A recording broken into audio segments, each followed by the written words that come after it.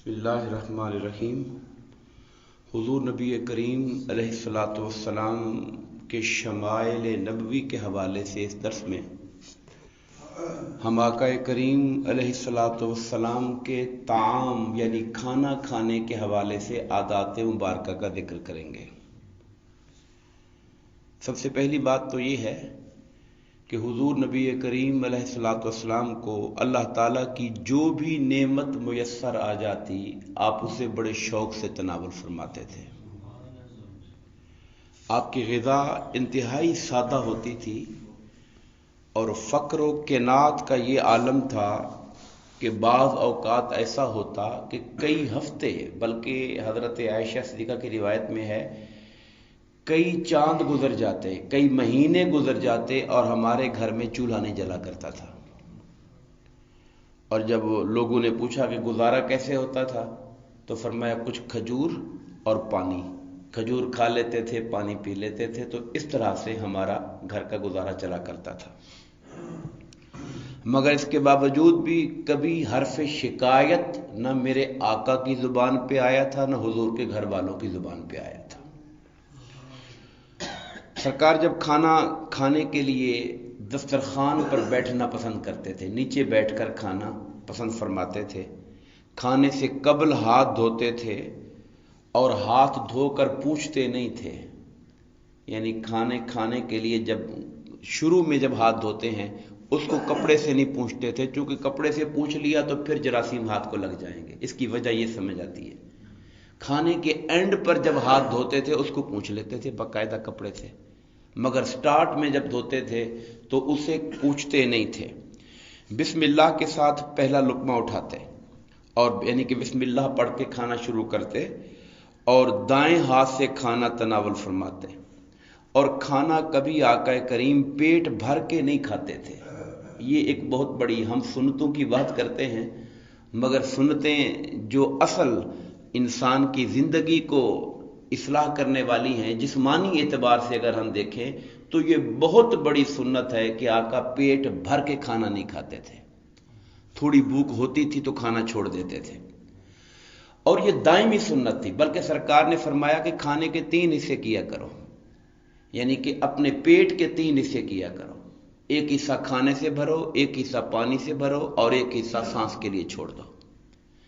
और वो रिवायत बड़ी मशहूर है, मैंने अभी तक किसी मुस्तनद किताब में देखी नहीं है मगर सुनी बहुत ज़्यादा है उलमा से, कि जब वो मदीना मुनव्वरा में कोई हकीम आ गया, अपनी दुकान उसने खोली तो कई महीने गुजर गए तो बीमार मरीज़ कोई नहीं गया। तो उस के पास गया तो अर्ज़ किया रसूलल्लाह मैं आया हूँ यहाँ पर खिदमत के लिए, मगर कोई बंदा यहाँ पर बीमार आता नहीं है। तो सरकार ने फरमाया ये वो कौम है जो उस वक़्त तक खाती नहीं जब तक इन्हें भूख ना लगे, और अभी भूख होती है तो खाना छोड़ देते हैं। तो ये कैसे बीमार हो सकते हैं? यानी बीमारी की जो असल जड़ है वो यही है कि मैदे में जगह नहीं है, फिर भी चीज़ सामने आ गई, इसको भी खा लेते हैं, इसको भी खा लेते हैं और फिर खूब पेट भर के खा लेना, गुंजाइश ही कोई ना छोड़ना। ये बुनियादी तौर पे बीमारियों की जड़ बनती है और ये हमारा एक कौमी वतीरा है। इल्ला माशाअल्लाह चंद लोग होते हैं जो ख्याल करते होंगे, वगरना अक्सरियत खाने के हवाले से बिल्कुल बेहतियात है। तो हुजूर नबी करीम अलैहिस्सलातु वस्सलाम खाना पेट भर कर कभी नहीं खाते थे। ये सुन्नत है, इसको सुन्नत समझिए। हमने सुन्नतों को, मैं इसलिए जोर दे रहा हूं कि हमारे यहाँ सुन्नते पर नाखून कैसे काटने हैं और वो जो चीजें हैं उनको हमने बस सुन्नत बना लिया है। ये जो खाने पीने में सरकार की सुन्नत है और ये हमारे लिए अपनी जिंदगी की जिस्मानी तकाज़ों के एतबार से बड़ी अहम सुन्नत है। आप डॉक्टरों के पास जाएंगे, जब बंदा 35-40 की उम्र से ऊपर चढ़ता है तो फिर समझ आती है कि यार गड़बड़ क्या हो गई है मेरे साथ। फिर हर डॉक्टर यही कहेगा खाना कम कर लें, खाने के मामूलात को ठीक करें, वर्जिश करें, वाक करें, मेहनत करें। तब जाके समझ आती है हमें कि असल जिंदगी की लज़्ज़त किस चीज में थी। फिर हमारे आका की सुन्नत थी खाने की किसी चीज में कोई ऐब नहीं निकालते थे। पसंद आ गया तो खा लिया, नहीं पसंद आ गया तो रख दिया, मगर ये नहीं कि ये क्या चीज है, ये मुझे पसंद नहीं है। ये जो हमारे यहाँ नौजवानों का जो रवैया है और ख़ास तौर पे शौहर हजरात बीवियों के साथ जो मुंह बनाते हैं, ये एक बहुत बड़ी संगीन बात है। सरकार की सुन्नत को अगर आपने फॉलो करना है तो खाने में कभी ऐब नहीं निकालते सरकार। اللہ کی کسی نعمت کو ناپسندیدگی کی نظر سے نہیں دیکھتے تھے۔ ایک روایت میں آتا ہے کہ سرکار گھر میں گئے تو روٹی کا ایک ٹکڑا نیچے پڑا تھا، تو سرکار نے وہ اٹھایا، اسے صاف کیا اور کھا لیا۔ فرمایا عائشہ اللہ کی نعمتوں کی قدر کیا کرو، جب نعمت چلی جائے تو پھر مشکل سے واپس آتی ہے۔ تو یہ جو نعمتیں ہیں خدا کی، وہ کھانے پینے میں ہیں، وہ جس چیز میں بھی ہیں، ان کی قدر ہونی چاہیے۔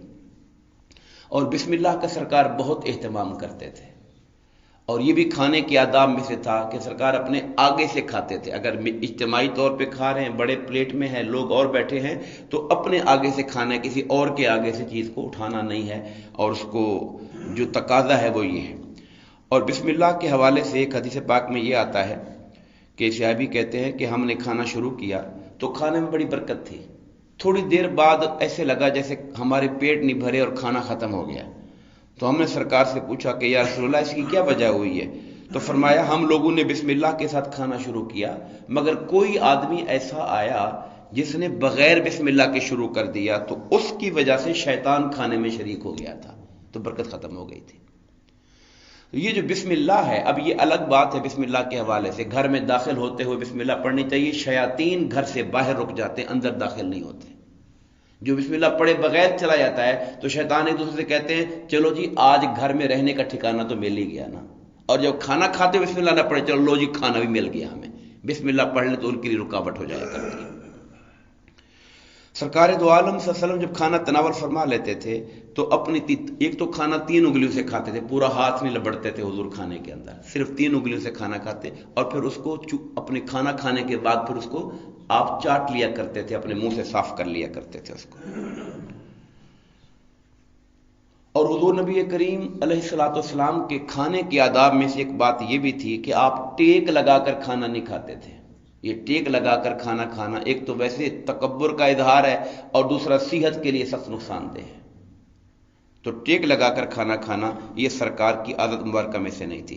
اور جب کھانا ختم فرما لیتے تو یہ دعا آپ کے لب پر بے ساختہ جاری ہو جاتی، الحمدللہ الذی اطعمنا وسقانا، سب تعریفیں شکر ہے مولا تیرا جس نے تو نے مجھے کھلایا بھی ہے، مجھے پلایا بھی ہے، اور تو نے ہمیں مسلمانوں میں سے بنایا ہے۔ اس کے بارے میں یہ ملتا ہے کہ آٹے کی روٹی تو کبھی کبھار حضور کی غذا کا حصہ بنی، یعنی کبھی کبھار، وگرنہ روٹین میں آپ جو کی روٹی پہ قناعت فرماتے تھے، اور اگر وہ بھی دستیاب نہ ہوتی تو کھجور اور پانی پہ گزر بسر کر لیتے۔ اور یہ ہمارے ہاں اب جو آیا ہے کہ ہم آٹے کو زیادہ سے زیادہ ریفائن کر کے کھاتے ہیں، اس کے اندر سے فائبر سارا نکال دیتے ہیں، تو اس کے نقصانات ہم برداشت کر رہے ہیں۔ تو جو ملا ہوا آٹا یا آٹے کے اندر سے چوکر نہ نکالا جائے اور پورا آٹا کھایا جائے تو اس کے اپنے فوائد ہیں پیٹ کے لیے، فائبر کی وجہ سے۔ تو سرکار جو کی روٹی کھاتے تھے، اور جو بھی نہ ملتا تو کھجور پانی پہ گزر بسر کرتے۔ اعلیٰ حضرت نے کیا خوب فرمایا، کل جہاں ملک اور جو کی روٹی غذا، سارے جہانوں کے مالک ہیں، مگر عاجزی اور انکساری یہ ہے کہ کل جہاں ملک اور جو کی روٹی غذا، اس شکم کی قناعت پہ لاکھوں سلام۔ شکم کہتے ہیں پیٹ کو، اس شکم کی قناعت پہ لاکھوں سلام۔ حضور نبی کریم علیہ الصلوۃ والسلام کو سرکہ بہت پسند تھا۔ ہم سرکے کا استعمال ہمارے ہاں بہت کم ہو گیا ہے، کرنا بھی ہو تو صرف چکن وغیرہ کو دھونے کے لیے اور کسی اور جگہ استعمال کر لیتے ہیں، مگر سرکار کو سرکہ بہت پسند تھا۔ حضرت عائشہ صدیقہ رضی اللہ تعالی عنہ اور جابر سے روایت ہے کہ رسول اللہ نے فرمایا، نعم الادام الخل، سرکہ بہترین سالن ہے، یعنی آپ اس سے روٹی کھا لیا کرتے تھے۔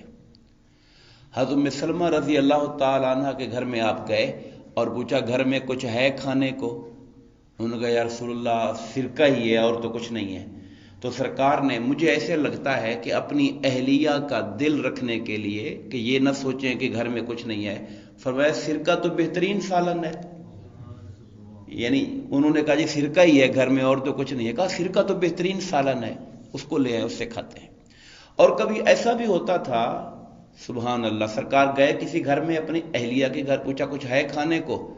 صبح فجر کے بعد اشراق پڑھ کے آپ گئے جب گھر میں، تو انہوں نے کہا گھر میں تو کچھ بھی نہیں ہے، کہا چلو کوئی بات نہیں، آج ہم نے روزہ رکھ لیا ہے، تو پھر سرکار روزے کی نیت کر لیتے تھے۔ حضور نبی کریم علیہ الصلوۃ والسلام کو کھانے میں سبزیاں بہت پسند تھیں۔ ہر وہ چیز آپ دیکھیں گے جس کا تعلق نیچر کے ساتھ ہے، فطرت کے ساتھ ہے، انسانی مزاج کی بہتری کے ساتھ ہے۔ ہم لوگ آج جو چیزوں میں آ گئے ہیں ان کا تعلق لذت کام و دہن، منہ کی لذت کے ساتھ ہے، اس کے بعد ہمیں کتنا نقصان کرتی ہیں ہم نے کبھی اس پہ غور نہیں کیا۔ سبزی پسند فرماتے تھے، اور سبزیوں میں سے پھر محبوب ترین جو سرکار کو سبزی تھی وہ کدو شریف تھے۔ آپ کدو شریف کو پسند کرتے تھے۔ حضرت انس رضی اللہ تعالیٰ عنہ فرماتے ہیں کہ میں نبی پاک کو کسی کھانے کی دعوت میں دیکھا کہ آپ پیالے سے کدو کے ٹکڑے تلاش فرما رہے تھے، یعنی جب آپ کے سامنے پلیٹ پیالہ آیا تو آپ کدو اس میں سے ڈھونڈ رہے تھے، ڈھونڈ کے اس کو کھا رہے تھے۔ کہتے ہیں اس دن سے مجھے کدو ہمیشہ کے لیے پسند ہو گئے۔ انس کہتے ہیں جب میں نے دیکھا کہ سرکار چاہت سے کھا رہے ہیں اور شوق سے کھا رہے ہیں تو اس دن سے مجھے یہ ہمیشہ کے لیے پسند ہو گئے۔ حضور نبی کریم علیہ الصلوۃ والسلام کو گوشت بھی بہت پسند تھا، اور آپ گوشت میں سے، جانور کے گوشت میں سے دستی کا گوشت، شانے کا اور پیٹھ کا گوشت پسند کرتے تھے۔ یہ تین حصے جو تھے ان تینوں حصوں کے گوشت کو پسند کرتے تھے۔ حضرت عبداللہ بن جعفر رضی اللہ تعالیٰ عنہ سے مروی ہے کہ ہم بارگاہ نبوی میں حاضر تھے، آپ کی خدمت میں گوشت پیش کیا گیا، صحابہ کرام اچھی اچھی بوٹیاں چن کر آپ کی خدمت میں پیش کرنے لگے تو آپ نے فرمایا سب سے اچھا گوشت پیٹھ کا گوشت ہوتا ہے۔ یعنی جب لوگ آپ کے لیے اچھی چیزیں چن رہے تھے، فرمایا اچھی اگر دیکھنی ہے تو پھر جانور کے گوشت میں سب سے اچھی چیز جو ہے وہ پیٹھ کا گوشت ہے۔ اور حضرت ابی عبید رضی اللہ تعالیٰ عنہ روایت فرماتے ہیں کہ میں نبی کریم کے لیے ہانڈی پکائی، کھانا پکایا سرکار کے لیے، تو آپ کو دستی کا گوشت بہت ہی پسند تھا۔ انہوں نے جو اپنا مشاہدہ بیان کیا وہ دستی کے گوشت کا بیان کیا۔ حضور نبی کریم علیہ الصلوۃ والسلام خشک گوشت بھی کھاتے تھے۔ آپ کو پتہ ہے فریزر فریجوں کا تو رواج نہیں تھا، تو گوشتوں کو سکھا لیا کرتے تھے اور پھر سکھا کے اس کو جب نہیں ہے تازہ گوشت تو اس کو کھانا، تو خشک گوشت بھی آقا کھاتے تھے۔ ایک بار ایک حدیث پاک میں نے دیکھا، ایک خاتون آئی حضور سے ملنے کے لیے، آقا تشریف فرما تھے، تو آقا نامدار کے چہرہ انور کا ایک روب اس پہ چھا گیا اور وہ مائی کپ کپانے لگی۔ سرکار نے اس کو تسلی دینے کے لیے کہا آپ کیوں گھبرا رہی ہیں، میں آمنہ کا بیٹا ہوں جو سوکھا ہوا گوشت کھاتی تھی۔ یعنی اس کو تسلی دینے کے لیے کہا میں آمنہ کا بیٹا ہوں جو سوکھا ہوا گوشت بھی پکایا کرتی تھی اور ہم کھایا کرتے تھے، یعنی تم پریشان کیوں ہو رہی ہو، گھبرا کیوں رہی ہو۔ اور یہ بھی حدیث پاک میں ملتا ہے کہ حضور نبی کریم علیہ السلام کی بارگاہ میں بھنا ہوا گوشت بھی پیش کیا گیا، آپ نے بھنا ہوا گوشت بھی کھایا ہے، مگر یہ کبھی کبھار جب کوئی لے کر آیا، کسی نے آ کے تحفہ دیا، کسی نے دعوت دے دی تو آپ نے اس میں کھایا۔ اور حضرت ابو موسیٰ اشعری کہتے ہیں کہ حضور نبی کریم علیہ السلام کی بارگاہ میں مرغ کا گوشت پیش کیا گیا تھا، آپ نے مرغ کو بھی کھایا ہے، یہ بھی گوشت آپ کی خدمت میں پیش کیا گیا۔ اسی طرح سرید سے آپ کو محبت تھی۔ سرید یہ جو سے کے ساتھ ہوتا ہے، سرید کیا ہوتا ہے، گوشت کے شوربے میں روٹی کے ٹکڑوں میں ڈال کر، روٹی کے ٹکڑے گوشت کے شوربے میں ڈال کے ان کو اچھی طرح گلا کے نرم کر لیا جائے تو اس کو کھانا، اس کو سرید کہتے ہیں۔ تو حضور نبی کریم کو سرید بھی بہت پسند تھا۔ آپ کے پسندیدہ جو پھل تھے، ظاہر ہے مکہ مدینہ کے اندر سب سے زیادہ کھجور پائی جاتی تھی، تو کھجور تو سب سے زیادہ پسند تھی۔ اور یہ بھی روایات میں آتا ہے گھر میں 2 ٹائم کھانا پکتا ہے، صبح اور شام، تو ان 2 میں سے ایک ٹائم کا کھانا آپ کا کھجور ہی ہوتا تھا۔ یعنی ایک ٹائم گھر میں کچھ پک گیا، دوسرے ٹائم میں کھجور رہی، رات کو کھانا پک گیا تو صبح کھجور کھائی، صبح کھانا کھا لیا تو رات کو کھجور کھائی، یعنی 2 ٹائموں میں سے ایک ٹائم کا کھانا اکثر آپ کا کھجور ہوا کرتا تھا۔ ام المومنین حضرت عائشہ صدیقہ رضی اللہ تعالیٰ عنہ فرماتی ہیں کہ نبی کریم علیہ السلام کو کھجوروں میں سے اجوا کھجور سب سے زیادہ پسند تھی، یعنی کھجوروں کے اندر سے پھر جو کھجور پسند تھی وہ اجوا تھی۔ حضرت امیہ بن زید روایت کرتے ہیں کہ حضور نبی کریم علیہ السلام کو پھلوں میں انگور اور خربوزہ بھی آپ پسند فرماتے تھے، خربوزہ بھی سرکار نے کھایا ہے، وہ بھی آپ کے سامنے پیش کیا گیا۔ ایک روایت میں ابو ہریرہ سے راوی ہے کہ آپ کو زیادہ پختہ تازہ کھجوریں اور خربوزہ پسند فرماتے تھے۔ ام المومنین عائشہ صدیقہ فرماتی ہیں کہ سرکار کو کھیرا بھی پسند تھا، آپ جو کھیرا تر جسے کہتے ہیں وہ بھی آپ کی بارگاہ میں لائی جاتی تو اس کو بھی شوق سے کھایا کرتے تھے۔ سچ بات یہ ہے کہ حضور نبی کریم علیہ الصلوۃ والسلام اللہ تعالیٰ کی ہر نعمت کی قدر کرتے تھے۔ جو نعمت بھی آپ کی بارگاہ میں آتی اپنا شوق ظاہر کرتے، اور آپ کا شوق اس خواہش نفس کے بنا پر نہیں ہوگا کہ چیز بڑے مزے کی ہے، اصل شوق یہ ہوتا تھا کہ یہ میرے اللہ کی نعمتوں میں سے ایک نعمت ہے۔ یہاں تک ایک بار کافی دنوں بعد بارش آئی تو سرکار نے اپنی قمیض اتار دی اور بارش کے قطرے اپنے جسم میں اتھر پر لیے، تو صحابہ بڑے حیران ہوئے کہ سرکار نے قمیض اتار کے بارش اپنے اوپر لیے، فرمایا یہ ابھی ابھی میرے اللہ کی طرف سے آ رہی ہے۔ تصور یہ ہوتا تھا دماغ کے اندر کہ یہ ابھی ابھی میرے اللہ کی طرف سے آ رہی، میرے رب کی بارگاہ سے آ رہی ہے۔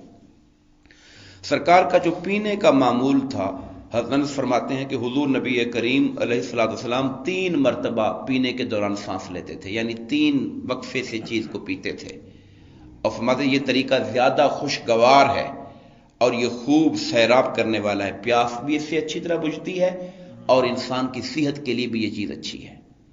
اور یہ بات اب سائنس اور ڈاکٹر کہتے ہیں یہ جو تیزی کے ساتھ پینا ہے جلدی سے، یہ انسان کے جگر کو نقصان کرتا ہے، تکلیف دہ ہے انسان کے لیے صحت کے اعتبار سے۔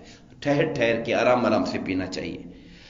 اور حوض عمومی طور پہ میرے آقا کریم بیٹھ کر پیتے تھے، زمزم کو کھڑے ہو کر پیتے تھے، اور کبھی کوئی ایشو ہوتا بعض اوقات تو کھڑے ہو کر پینا بھی آپ سے کبھی کبھار بوقت ضرورت مجبوری کی بنا پر ثابت ہے۔ یہ نہیں کہ آپ نے کبھی کھڑے ہو کے نہیں پیا، کھڑے ہو کر بھی آپ نے عام پانی بھی پیا ہے، مگر کسی ضرورت یا کسی مجبوری کی وجہ سے، وگرنہ روٹین میں حضور نبی کریم علیہ الصلوۃ والسلام بیٹھ کر ہی پیا کرتے تھے۔ یہ چند چیزیں تھیں جن کا تعلق آپ کے کھانے پینے کے معمولات کے ساتھ تھا۔ دعا فرمائیے اللہ تبارک و تعالی ہم سب کو حضور نبی کریم علیہ الصلوۃ والسلام کی تمام سنن پر عمل کی توفیق عطا فرمائے، آمین۔ وما علینا الا البلاغ المبین۔